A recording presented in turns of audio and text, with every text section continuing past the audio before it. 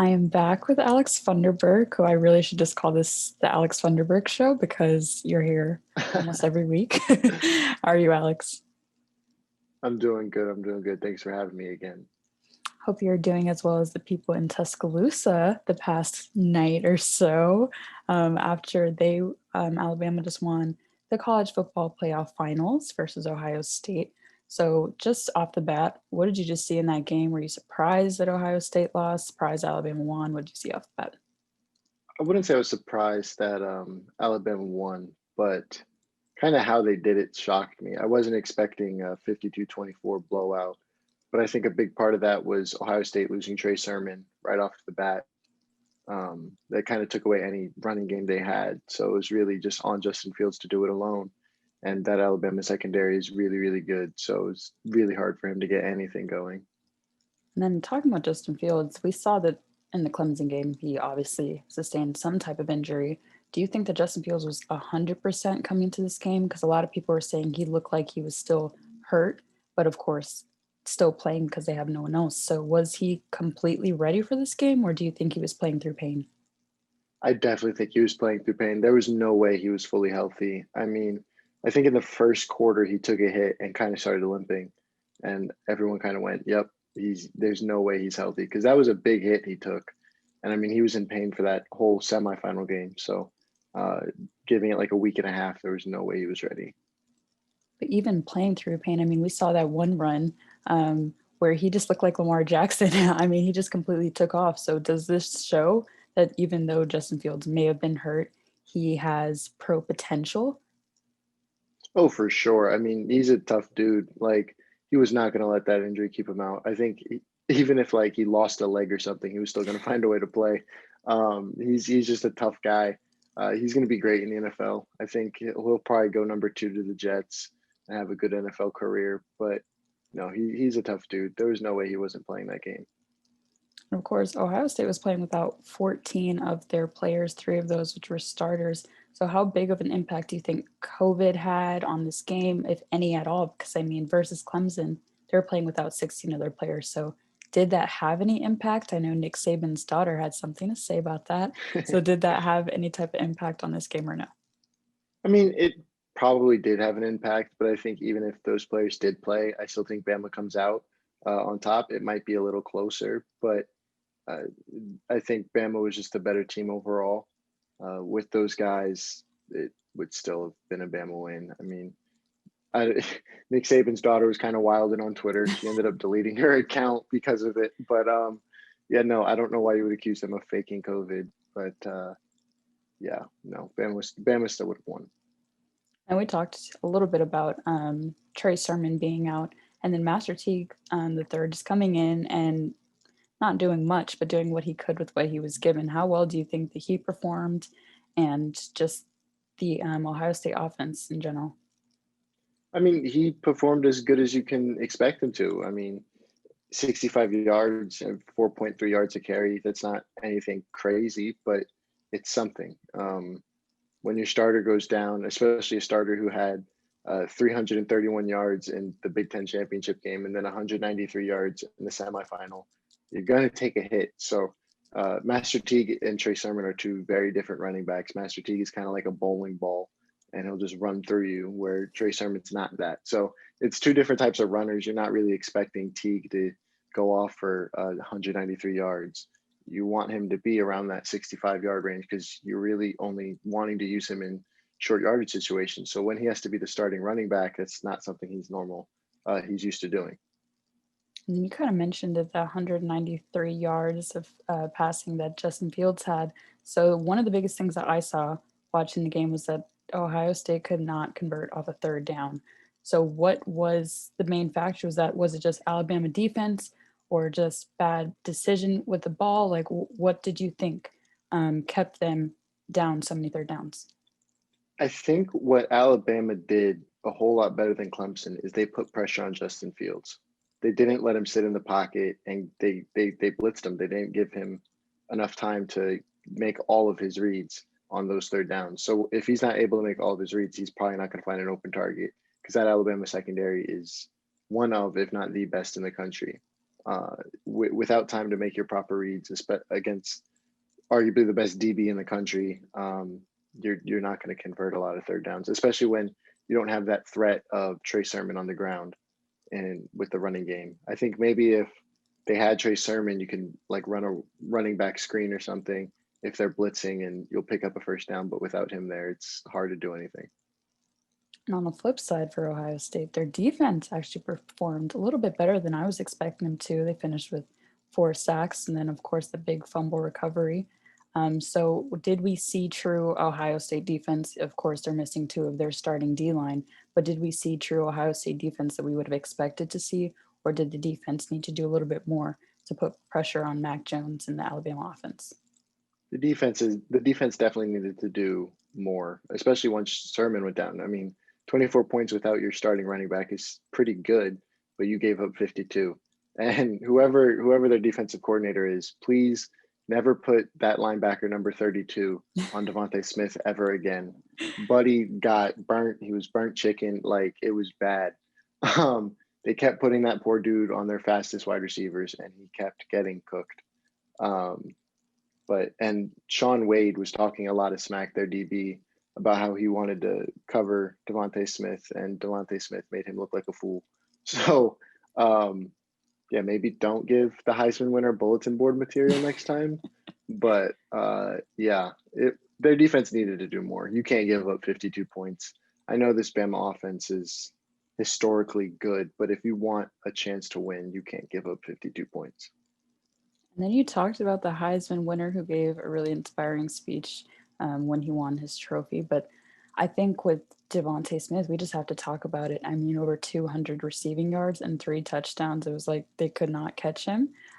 So, were you impressed by how he was playing? I mean, you're playing with a finalist, Mac Jones, who was also up for the Heisman. So, was this showing, okay, Devontae Smith definitely needed it? Or were you like, this is just regular Devontae Smith game? I mean, he had 215 yards and didn't play the second half. Like, that's insane. At halftime, he had more yards than Ohio State's total offense. He had 215. Ohio State had 191. I mean, he is absolutely insane. 3 touchdowns. He averaged 17.9 yards per catch. I mean, if you just look at him like he's a stick, like you wouldn't think he's the best football player in the country, but he is. And he's insane. And it's crazy to think coming into the season, he wasn't their number one wide receiver. That was Jalen Waddle. Like he was not the guy everyone was expecting to. Everyone expected Waddle to be a Heisman finalist, not Devontae Smith. So once Waddle went down, for Smith to step up and win the Heisman is really, really impressive. And then one of the Alabama players that was up for the Heisman earlier in the year was Najee Harris. So I think we didn't see as many yards out of Najee Harris as we're used to and probably could have. But just can we talk about how he's able to stay on his feet? I mean, those hurdles, not even going to start with that one. But just Najee Harris in general, were you impressed with what you're seeing? Is this a draft guy? Are we going to see him playing for a top NFL team? Oh, I think we'll definitely see him in the league. I think I'm not going to say he's Derrick Henry, but he's Derrick Henry like. Like you just can't tackle the dude. He's going to stay on his feet. You're going to need like all 11 dudes to get on top of him to bring him down. And he can catch. Like he had 79 receiving yards and a receiving touchdown. So you don't have to pull him on third down. He can be all down back. He's really, really impressive. Like you can't tackle him. He can catch and he's really fast. So he's kind of the total package. Well, I definitely think we'll be seeing him in the league. But Mac Jones is someone that we definitely have to talk about. I know we talked last game about his little awkward slide he showed with that awkward dive that running the ball might Yep. not be for him, but just his pocket control and just Mac Jones' performance. Was this Heisman finalist numbers for you? Were you impressed with his game? Just what did you think of Mac Jones? I was really impressed with him. I mean, 5 touchdown passes, which is tied for the most in college football playoff championship game history. Joe Burrow set that record last year. Is really, really impressive, especially to do it against a defense that by no means is terrible. I mean, they've made them look terrible, but Ohio State's defense is pretty good. So to do that is really impressive, especially at this big stage. I mean, it's the national championship game. It's very easy to fold into that pressure. and he went out and he only had 9 incompletions and 464 yards is really, really impressive. Do you think Mac Jones really got the recognition that he really deserved? I mean, look at the role that he stepped in replacing Tua, and then of course some other quarterbacks in the past couple of years that he's stepping into their shoes. So do you think that we saw just Mac Jones kind of develop into his own player, and did he get that recognition that he deserved as just a really good quarterback in college football? I think he didn't get the recognition he probably deserves. I mean, people see him and think, oh, it's easy. You have like Heisman finalists all over the field. Like anyone could step in and do what he did. But yes, I think a lot of quarterbacks could step in and do good at Alabama just because of the weapons they have around him. For Mac Jones to not really ever make that big mistake to doom them is really impressive. Uh, not being a game manager to the point where, yeah, Mac Jones alone probably isn't going to win you a game, but he's not going to lose you a game either. As long as he has weapons around him in the NFL, I think he'll be a good quarterback. I said last week I think he's like Kirk Cousins, and I think that's a perfect comp because Kirk is really awkward running the ball one, and Kirk never really makes that huge mistake. Every now and then he will, but it's not something that's frequent. But Kirk is also not going to win you a football game by himself, and I think that's exactly who Mac Jones is. I mean, you talked about those weapons that he has. I mean, pretty much all of Alabama's offense was involved in this game. Slade Bolden had his first touchdown of his entire career. So, can we say safely that we might see most of Alabama's offense in the NFL, or was this just a really good Alabama game? No, they're going to be like LSU last year, where they have a ton of first round picks. I mean, this program churns out NFL talent. There was like you could have a Pro Bowl roster of just Alabama players. Like they're insane, and the Alabama to the NFL pipeline will just get bigger after this year. And Alabama defense is something that really caused Ohio State and a lot of teams a lot of problems this season. So with Alabama playing the way that they did, are we going to see a lot of their defense in the NFL as well? I mean, look at Patrick Surtain, arguably the best Mhm. DB in the nation. So did we see true Alabama defense, or were you like, this is just a regular game? Uh, the defense will definitely have a lot of NFL talent. I mean, Sartain is a top three DB at worst. I would say he's the best, but um, no, they got a lot of NFL talent there. I don't think it's as good as past Alabama defenses. I think this Alabama team was offense first, which is weird because it's normally they're going to stop you and they can win a 10-0 game if they have to.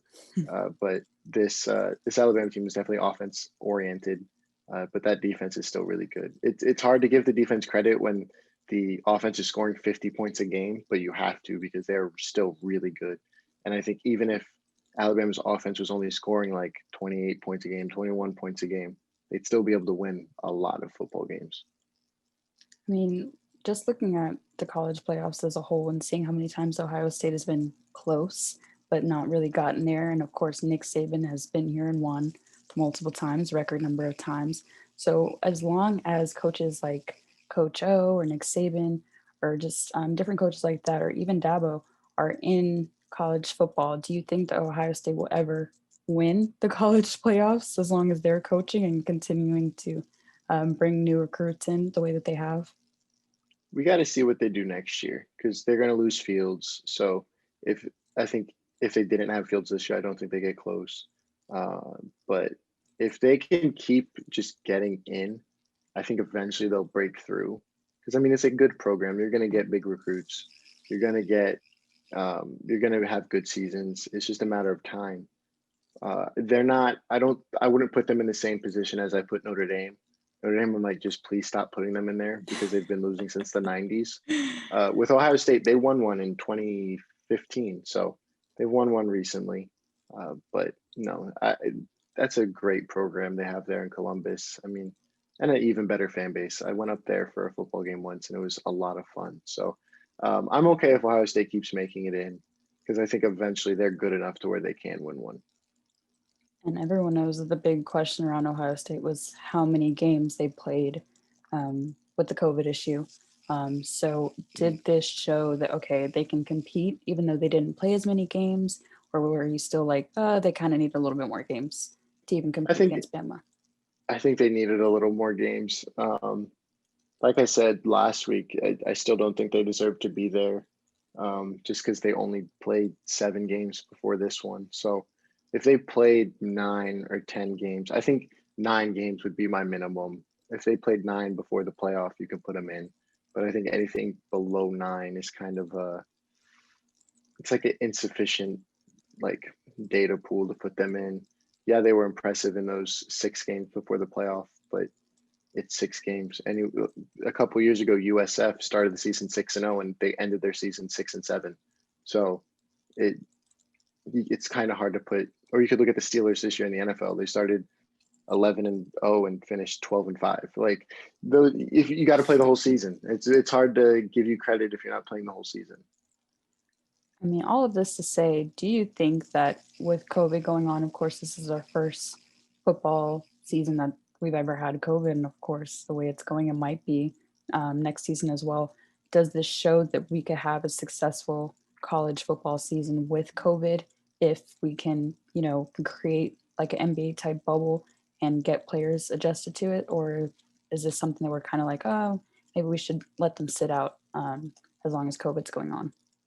I definitely think you can have a successful season, uh, but I don't think you should. I'm curious to see how the FCS does it, because the FCS is starting February 13th or 23rd. So the FCS season starting here soon because they pushed back to spring.